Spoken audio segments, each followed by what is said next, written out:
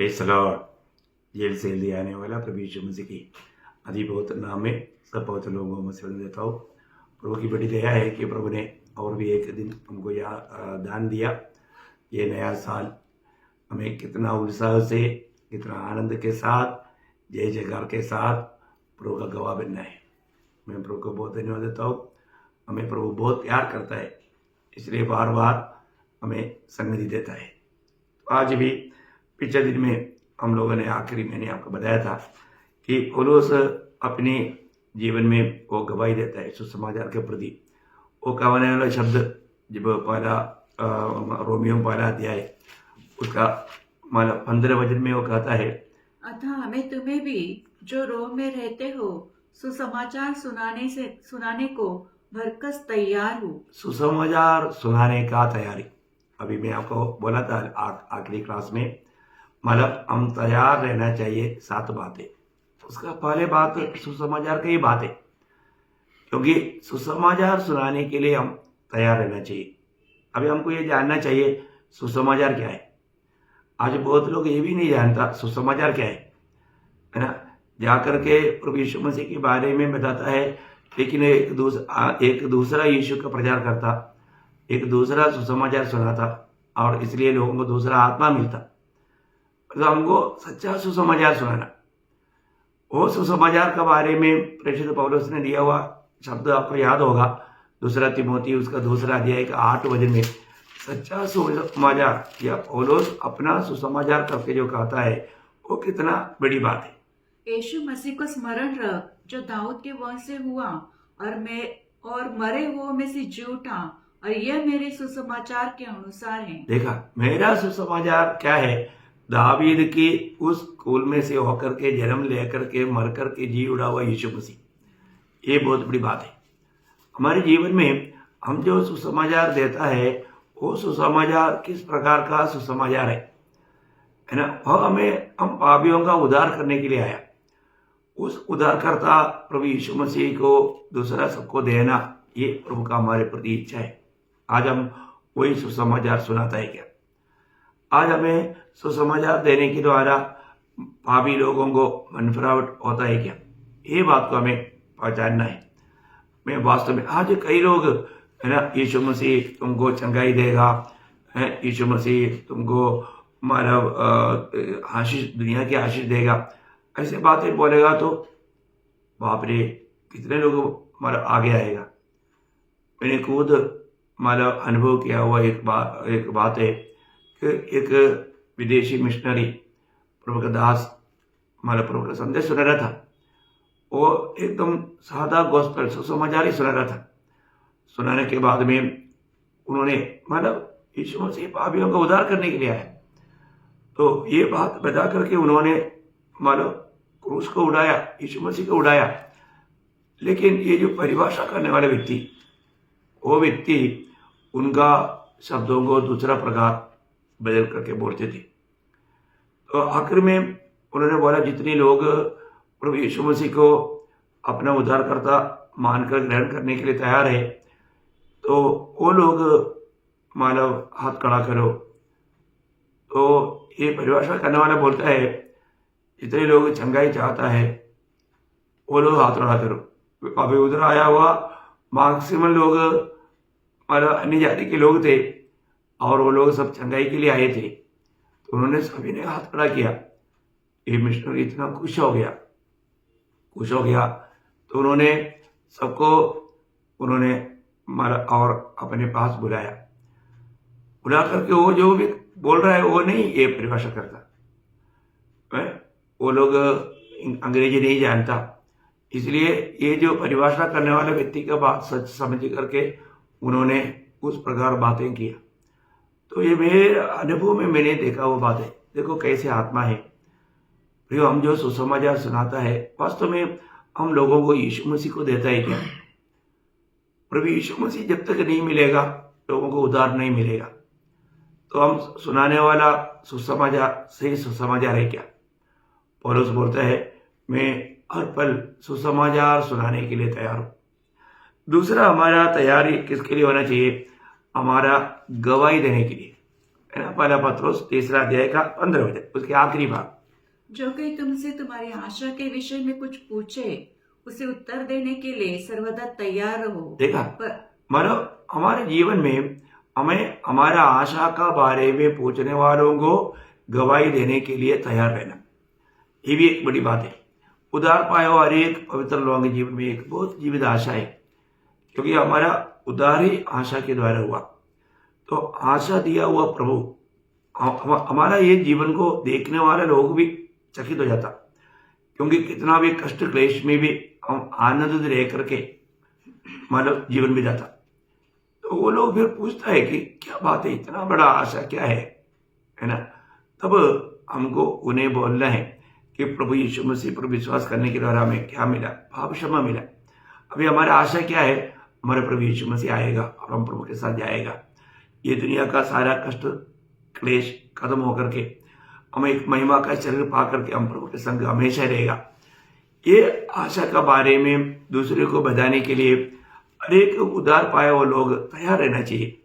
आपको याद होगा 66 भजन संहिता में मतलब एक गवाही 66 भजन संहिता का 16 वचन। हे परमेश्वर के सब डरे हो, आकर सुनो, मैं बताऊंगा कि उसने मेरे लिए क्या क्या किया है। बोलने का मतलब प्रभु ने मेरे जीवन में कैसे कैसे काम किया है। मैं एक पापी इंसान था, मैं ये दुनिया की रीति में चलता था, पर तो प्रभु ने मेरे जीवन में क्या किया, प्रभु का सुसमाचार सुनने से मेरा जीवन कैसा बदला, एक गवाही सुनाने के लिए हमको हमेशा तैयारी रहनी चाहिए। जो भी व्यक्ति को हम सुसमाचार देता है, तब हम अपनी आशा भी उनके साथ बांटना चाहिए कि मैंने मेरे जीवन में मैं इतना निराशा में था, मैं इतना दुखी था, परंतु प्रभु यीशु पर विश्वास करने के द्वारा मुझे जीवित आशा मिला, मैंने उद्धार पाया। ऐसा आप दे पाता है? शायद लोग नहीं पूछेगा, तो भी हमको अपनी आशा का बात हमें बताना चाहिए, क्योंकि वो एक बड़ा गवाही है, उसमें बहुत बड़ा सामर्थ्य है जो सुनने वाले लोगों के जीवन में वो काम करेगा। तो मैं आग्रह करता हूँ, आप जब भी सुसमाचार सुनाता है तो आप अपनी गवाही दे। तो पहली बात हमें सुसमाचार सुनाना, दूसरी बात हमें गवाही देना, तीसरी बात हम प्रभु का वचन बांटना, सत्य वचन है ना। जब 2 तिमोथी उसका 4 अध्याय का 2 वचन कि तू वचन का प्रचार कर, समय और असमय तैयार रहो। देखो, वचन प्रचार करने के लिए तैयार रहना, हमें सत्य वचन हमको लोगों को देना है। तो सत्य वचन देना है तो ये वचन हमें प्रभु से पाना है, प्रभु से पा करके देना। सत्य वचन सुनाने के लिए हमें तैयार रहना। आपको मालूम है, ये वचन सुनने के द्वारा अगर वो विश्वासी हो ना विश्वासी हो, जो भी है उनको वचन देना चाहिए, सत्य वचन सुनाने के लिए तैयार रहना, क्योंकि एक व्यक्ति का नया जन्म तक ये वचन से होता है ना। वचन एक व्यक्ति को नया जन्म देता, ये वचन एक व्यक्ति को पाप का ज्ञान दिलाता। इसलिए वचन बोलना, वचन का कार्य का बारे में एक सुंदर वर्णन 2 तिमोथी 3 अध्याय उसका 16-17 वचन में लिखा है। संपूर्ण पवित्र शास्त्र परमेश्वर की प्रेरणा से रचा गया है और उपदेश और समझाने और उपदेश के लिए, समझाने के लिए और सुधारने के लिए और धर्म की शिक्षा के लिए, देखा, एक सत्य जीवन बिताने के लिए लाभदायक है, ताकि परमेश्वर का जन सिद्ध बने और हर एक भले काम के लिए तत्पर हो जाए। कितना सुंदर बात है। मैं आपको बताना चाहता हूँ, मानो हमारे जीवन में हम लोग ये वचन सुनाने के लिए अगर तैयार है तो बहुत से लोगों को हम मसीह में सिद्ध कर सकता। वचन बिना एक व्यक्ति सिद्ध नहीं बन सकता, इसलिए वचन को बताना उद्धार पाए वाले एक लोगों का जिम्मेवारी है। आज प्रभु ने ये वचन हमें दिया है, हमें सच्चा वचन सुनाने के लिए। आज भी बहुत लोग वचन में मिलावट करता है, जबकि परिशुद्धों का समय में ही लोग ऐसे करते थे। और 2 कोरिन्थी 2:17 में पौलुस बोलता है, हम उन बहुतों के जैसे नहीं जो वचन में मिलावट करता है। प्रभु का उपस्थिति में हमें सत्य वचन सुनाना, सत्य वचन देना। वचन में आपको मालूम, यूहन्ना 6 अध्याय का 63 वचन में पढ़ता है, जो वचन मैंने तुमसे कहा ये आत्मा और जीवन है, ये आत्मा और जीवन है। सुनने वालों के जीवन में प्रभु का वचन कार्य करेगा, तो ये बहुत बड़ी बात है। और चारवीं बात, हम किसके लिए तैयार रहना चाहिए कि भले कामों के लिए। तीतुस उसका 3रा अध्याय का पहला वचन, तीतुस 3:1। लोगों को सुधि दिला कि हाकिमों और अधिकारियों के अधीन रहे और उनकी आज्ञा माने और हर एक अच्छे काम के लिए तैयार रहे। हाँ देखिए, हर एक अच्छा काम के लिए तैयार रहे, हमें तैयार रहना है, हमसे बुरे काम नहीं होना, अच्छे काम करने के लिए, भले काम करने के लिए। आपको सबको मालूम है, जब एफएसियों 2:10 में लिखा है कि हम उन भले कामों के लिए सृजा गए। प्रभु ने हमको नए जन्म दिया, हमारा उद्धार हुआ, तो हमारा जीवन में हमें हमेशा उन भले कामों के लिए तैयार रहना चाहिए। क्या आज हम वो भले कामों के लिए तैयार है? दूसरे के प्रति हम अच्छा भावना से जीवन बिताता है? ये बात को हमें देखना पड़ेगा। हमारा भला कामों को देख करके लोग गवाही देना चाहिए कि ये प्रभु का लोग है, और तब प्रभु का महिमा होगा। जब मत्ती 5:16 में यीशु मसीह ने इसलिए कहा भी चलो गो, आपको याद होगा मत्ती 5:16। उसी प्रकार तुम्हारा उजियाला मनुष्यों के सामने चमके कि वे तुम्हारे भले कामों को देखकर तुम्हारे पिता की देखा, जो स्वर्ग में है बड़ाई हमारा स्वर्गीय पिता का बढ़ाई करे।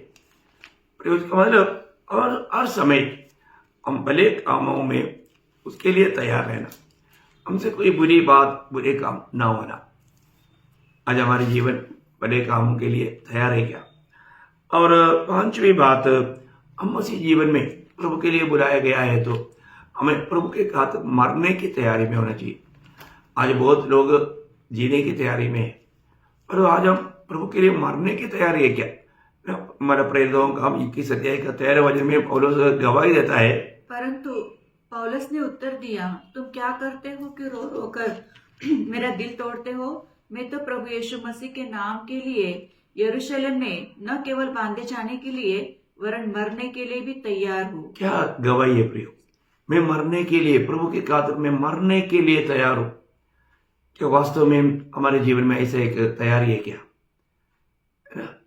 प्रभु ने बोला कि जो अपना प्राण बचाना चाहता है वो खोएगा। पौलुस और बरनबास के बारे में, ये दोनों भाइयों के बारे में ऐसे गवाही हम लोग वही प्रेरितों 15 अध्याय उसका 25-26 वचन में उनके बारे में ऐसे गवाही हम लोग देखता है। प्रेरितों 15 अध्याय का 25 और 26। इसलिए हमने एक चित्त होकर ठीक समझा कि चुने हुए मनुष्यों को अपने प्रिय बरनबास और पौलुस के साथ तुम्हारे पास भेजे। ये ऐसे मनुष्य है जिन्होंने अपने प्राण हमारे प्रभु यीशु मसीह के नाम के लिए जोखिम में डाले हैं। देखो ना, मतलब यीशु मसीह के लिए लोग मरने के लिए हक पर तैयार, प्रभु का गवाह बनने में, प्रभु का संदेश देने में, प्रभु के लिए कष्ट सहने में, मतलब कुछ भी हो, प्रभु के खातिर वो मरने के लिए तैयार है। प्रभु आज ऐसा कितने लोग मिलेगा? प्रभु के खातिर आज मरने के लिए मेरा जीवन में तैयारी है क्या?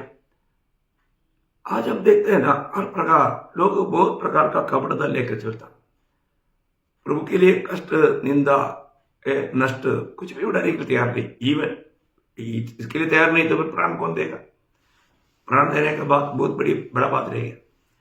परंतु पौलुस कहता है कि मैं अपने प्रभु के लिए वृद्धि होने के लिए, उससे बढ़कर मैं मरने के लिए तैयार हूं। ये तैयारी हमारे जीवन में एक सच्चा मसीह व्यक्ति को, एक विजय जीवन चाहने वालों को एक निर्णय चाहिए, चाहे तो मैं अपने प्राण को भी मैं प्रभु के लिए उंडे लूंगा। वो निर्णय जिसको है वो एक विजय जीवन बिता पाएगा। और 6वीं बात, मतलब मत्ती उसका 24 अध्याय का 44 वचन, हमें प्रभु का आगमन की तैयारी में रहना चाहिए। वहां पर क्या बोलता? इसलिए तुम भी तैयार रहो, क्योंकि जिस घड़ी के विषय में तुम सोचते भी नहीं हो उसी घड़ी मनुष्य का पुत्र आ जाएगा। उसका 42 भी पढ़ना। इसलिए जागते रहो, क्योंकि तुम नहीं जानते कि तुम्हारा प्रभु किस दिन आएगा। देखा, तुम जागते रहना या तैयार रहना, क्योंकि तुम नहीं जानते किस घड़ी को आएगा। प्रियो, मैं आपको बोलना चाहता हूँ, हम लोग प्रभु का आगमन की बहुत ही निकट में है। हमें प्रभु के आगमन की कितनी तैयारी में रहना चाहिए। आज मेरे जीवन में हर प्रकार में तैयारी में है क्या? मैं कई बार लोगों को तैयारी के बात बोलने के टाइम पर हम किसी के लिए कोई कर्जदार भी ना रहे। मैं आपको नम्र विनती करता हूँ, मैं इधर ही दूध लेता है तो दूध वालों को 1 महीना का पैसा एडवांस में दिया है और मैं उनको बोल कर रखा है देखो हम जाने वाला है, प्रभु यीशु मसीह आने वाला है।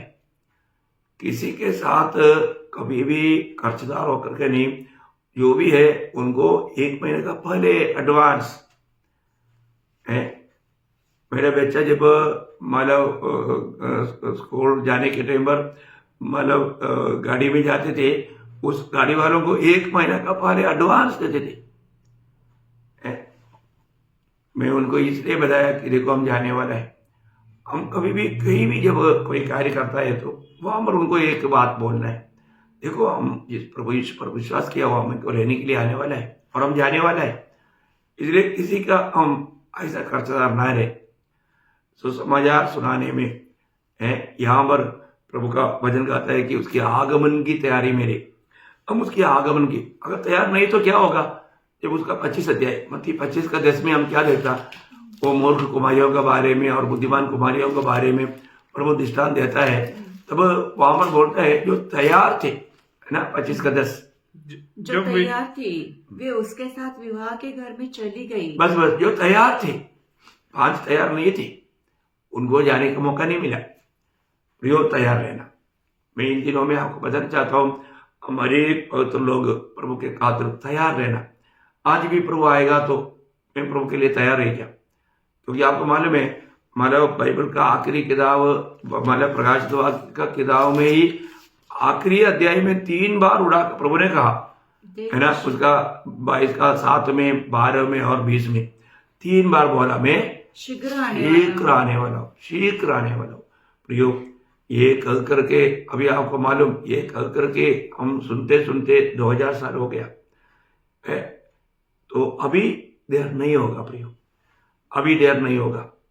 आखिरी 7वां बात तैयार है, आमोस 4 अध्याय का 12 वचन का बी पाठ, आमोस 4 अध्याय उसका 12 वचन का बी पाठ में अपने परमेश्वर के सामने आने के लिए तैयार हो जाओ। हाँ देखा, एक प्रकार अपने परमेश्वर का सामने या उसको स्वीकारने के लिए तैयार हो जाओ, मतलब पूर्ण रूप में एक तैयारी के जीवन। आपको मालूम है हमारे प्रभु आएगा, ये प्रभु ने भक्तों को दिया हुआ वायदा है। प्रभु का आगमन 2 प्रकार है, आपको मालूम, एक गुप्त आगमन है, एक प्रकट आगमन है।